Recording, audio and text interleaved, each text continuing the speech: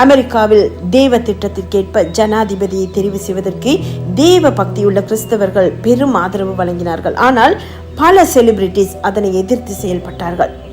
இது தேவனை எதிர்ப்பதற்கு சமமானது. மோசம் போகாதிருங்கள், தேவன் தம்மை பரியாசம் பண்ண விட்டார் என வேதாகமம் கூறுகிறது.